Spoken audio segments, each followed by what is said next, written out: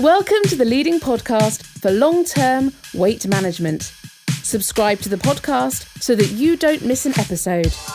You can connect with Jenny on all social media channels. You can also sign up to the newsletter to receive frequent content and tips for weight loss success. Hey guys, welcome to episode 3 of the Power Over Food podcast. Thank you for joining me, and I hope you're having a great week. I hope you're well. So today I'm going to talk about why it's important to have not just a goal, but a clear plan. And the reason I'm going to talk about this is because I do believe that many people are not successful with their weight loss because they don't have a firm plan in place when they want to lose weight, when they set out to lose weight. And I know for me, I spent years wishing that I could wake up thin. I would go to bed and I would say to myself, if I just wake up slim, I promise I'll never overeat again. I was so desperate that I used to, pray, wish, hope, dream that this fat would melt away in the night. As we all know, wishing doesn't make it happen. There is unfortunately no fairy godmother, and only you can make it happen. Now, you may not have an exact weight in mind, it may be clothes size, and that's fine because you may be not so sure what you look like or feel like at a lower weight, but you will definitely have an idea of what would be a healthier weight for you. Now, if you are hesitating on setting that target, saying I want to be, let's say 10 stone, let's say 9 stone, ask yourself why. Why don't you want to set that goal? Because I think some people that I meet and I work with, they don't want to commit to setting a goal because they don't think they can achieve it. Because for them, it feels out of reach. It feels impossible.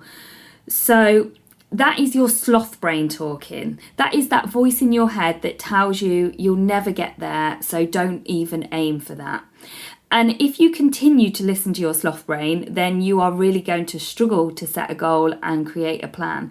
So I recommend right now, ask your sloth brain to just pipe down. Just tell them to be quiet while you do this. And if you are also struggling with a target and you've quietened down your sloth brain, then try this.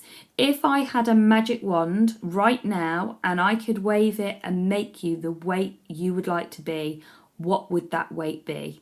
Don't listen to the thoughts telling you you can't do it or it's unachievable. What would that weight be? And right there, that's your goal weight. That is where you are aiming for.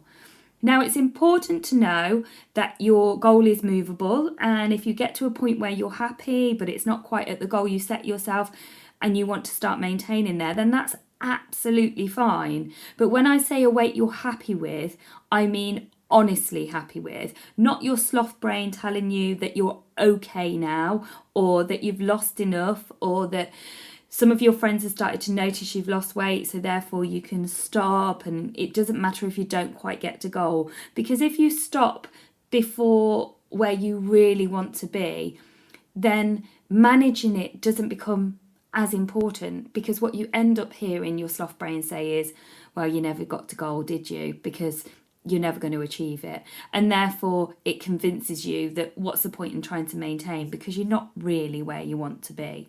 So just look out for all of that, what I call crooked thinking. Now, I also want you to think about, once you've got your goal, what difference is it going to make to your life? So is it for your health? Is it to wear the latest fashion? Is it to feel more comfortable in yourself? Is it for running around after the children, the grandchildren? And if you are losing weight for an occasion, like a holiday or a wedding, that's absolutely fantastic. But I really encourage you to set your goals beyond that. Because I've seen so many people in the past, and they come and they say, Jenny, I want to lose weight for my daughter's wedding. And we get them on plan and they're doing fantastic. They're a size 10 for their daughter's wedding and it's all brilliant. And then as soon as that event is gone, they just put the weight back on. It's like, well, I've achieved that, it's done, so now I can just have a nice time with food. So really your goal needs to be long term. Your goal needs to be to stay at that weight forever, not just for the day, not just for the week's holiday. So once you've got all that in place, I want you to think realistically, how much can you lose on a weekly basis? So you may decide to follow a plan and you think roughly I can lose £1 a week, or maybe £2 a week, or maybe if you're on something like a very low calorie diet, you can be losing £3 a week. Now we know no weight loss is guaranteed, so this is just a rough estimate, because from that you can then work out a date that you could be at goal by. So for example, if I wanted to lose 3 stone, and if I'm going to lose it at, let's say, £1.5 a week, then I could potentially be at target in 28 weeks. Now I'm recording this after we've been through 6 months of lockdown, and when you think about how quickly that has gone, 28 weeks goes in no time. I know as we say it, it feels like a mountain to climb. If you think you're going to be managing your food intake and dieting, if you like, for 28 weeks, it can feel like it's just too much to look at. But it does go really, really quick. And if you've broken your plan down into sections, which I'll talk about in a moment, then it will fly by. Now, if you're struggling to work out how much weight you could lose, a little guide for you is 3,500 calories is the equivalent to £1 of fat. So you need to ensure that you are under eating and or burning off 3,500 calories a week to lose £1. So that works out at 500 calories a day. So you can Google, you can work out how many calories does my body need at the weight you are now. And then if you undereat by 500 calories a day, then that would equate to roughly £1 a week. And that's depending on whether you're going to also add in exercise as well.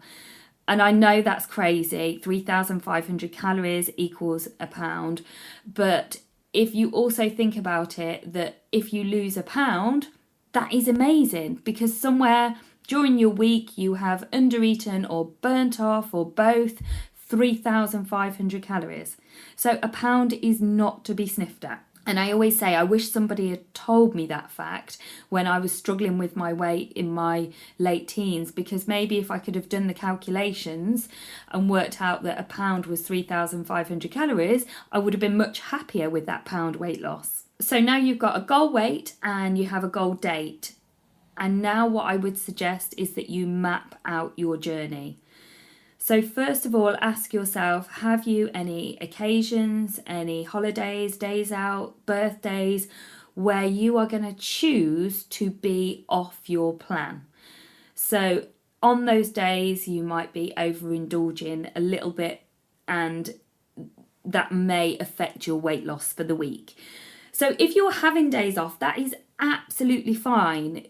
We need to live, but you just need to then allow extra weeks on your end goal to ensure that you're not disappointed. So if you know you've got a week's holiday, add another week or 2 on the end of your goal so that you can allow for a gain over your holiday and time to catch it back up. I'm going to share with you a tool at the end which will help you do everything that I am talking about. It doesn't mean that you have to throw caution to the wind and eat everything in sight. The old me thought that if I'm having a social occasion, a day off plan, then I would literally get up and I would have a big breakfast and I would have a big lunch, because I'm not going to be on plan that day, so I might as well just eat my way through the day. When realistically, if it's just a meal out, it can actually be one meal off plan, and it might even be that you get there and you can actually choose quite wisely and not even really be off your plan. So just bear in mind that you don't have to buy into the social occasions. You don't have to indulge every single time. If you think about social occasions, it's really about enjoying each other's company, catching up with friends or family members. You don't have to eat lots and lots of calories to enjoy other people's company. So you've got your goal, you've got your end date, and your goal is a SMART goal. I'm sure you've all heard of SMART goals: specific, measurable, it's achievable, it's realistic, and it's time. And remember, your goal isn't set in stone. You can tweak it, but it is better to have this firm goal to start to work on. And yes, you may slip off plan from time to time, but if you have that firm goal in front of you, then that will help you think, actually, I still want to get to there by that date, and that will help you pull it back quicker. And we've all started diets and we've thought, well, let's just see how this lasts. And when you start a diet and you think, oh, well, let's see how I do in a few weeks, it's almost like you've given yourself permission not to do it. Yeah? So by putting pen to paper or typing it up on the computer, you've got this firm goal and you are saying, this is what I am setting out to achieve. Let me just share a thought with you. Whatever you plan happens. If you plan a holiday, you book it and it happens. If you plan a party or a wedding, you make arrangements, you plan, you book it, and it happens. Or at least it did before COVID-19 happened. So if you plan your weight loss, it is far more likely to happen than if you don't. I'll just share some thoughts with you about your holidays and how much planning goes into going on holiday. Let's say you decide next year you're going a week's holiday to Spain and you've not been to Spain before.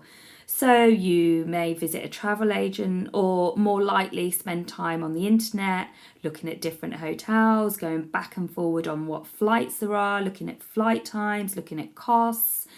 You book the holiday off work if you need to. You might have to coincide with school holidays. And you spend a lot of time researching. And once you've booked your holiday, then you start Googling what there is to do there, what excursions can you go on, what bars, what restaurants, what beaches there are. You talk to people about it. You might look at the transport. You might look at car hire. You book your car into the airport, or you book a taxi to the airport, or you arrange a lift to the airport. You spend a lot of time doing this. You then think about your holiday clothes. You might make a list. You might start shopping for holiday clothes. You have to exchange money. You may need to renew your passport. All of this is the process that you go through before your week's holiday. I did a little bit Googling, and the research shows that Brits spend an average of 9 days planning a 1 week holiday. So we actually spend more time planning our holiday than we spend on holiday. And if you think about the amount of effort and energy and time that goes into that 1 week so that you have an enjoyable holiday, that's a huge amount of planning. And that is what you need to do with your weight loss. So if you're planning to lose weight and you are planning to change your relationship with food, and this is a goal you want to achieve and you want to stick with for the rest of your life, then you really need to set aside some planning time. And I would suggest weekly, if not daily, activities to keep you focused. I recommend you break down each week between now and your target date, and you schedule in what you're going to do each day to ensure you reach your target. Whether it is meal prep, exercise, whether it's learning about what you eat, why you eat, whether it's learning more about nutrition, whether it's listening to podcasts, reading books, looking at things about behaviour change, habit stacking, forming new habits. And if you put this much effort in, you will achieve your goal. There is no doubt that if you are putting in the work, it will keep you focused. People say, I lose motivation, I lack willpower. And I don't believe it's all in the willpower. It is about staying focused and making a commitment to yourself, and every morning showing up and doing what you set out to do to move closer and closer to your goal. I always say to my clients, learning to manage your weight is like learning to play an instrument. If you go to a piano lesson once a week, but you never practice at home, you are going to really struggle to ever be fluent playing that piano. And it's the same with your weight. If you go and see, your weight loss consultant, if you go to a group meeting, or if you weigh and send your weight to somebody online, that's brilliant. But if that's the only thing you do each week and you are not engaging in much more outside of that to challenge your relationship with food, then how long is it going to take you to learn to manage your weight? And if you're thinking right now, oh, I haven't got time to do this, then I would suggest that you really think about where you can find more time in your day. Whether that is getting up 30 minutes or an hour earlier to put some work in on yourself and on your relationship with food. Whether it is delegating some of the housework so that you have more time to focus on you. Whether it is not watching a TV program so you can put in some more time for you. And remember, it is time for you. If you want to live a longer, healthier life, then you need to put aside some time to do this. Now, I think I've bombarded you with thoughts about goal setting and planning, and I know that might have been a lot to take in. But the good news is this week I will be releasing a new downloadable goal planning tool that will take you through the process that I have just described. So if you pop across to jennymuck.com, you can download it for free. So go across and grab it and get planning your goals. I really hope you find it useful because honestly, putting pen to paper, setting your plan out so that you have a clear focus really is so key for your weight loss journey. I hope today's episode has been helpful and I hope you make a start on your plan, and I look forward to hearing how you're getting on. It's lovely that some of you have been contacting me on social media. Please do drop me a line. Let me know how you're doing. Let me know if these podcasts are helping you. And if you haven't done so already, please go and leave me a review, and don't forget to subscribe so you don't miss an episode. And finally, if you know somebody else who is struggling with their weight loss and has struggled to lose weight or to keep weight off once they've lost it, please tell them about these podcasts. Let's help everybody have a healthier, happier, peaceful relationship with food. Have a great day.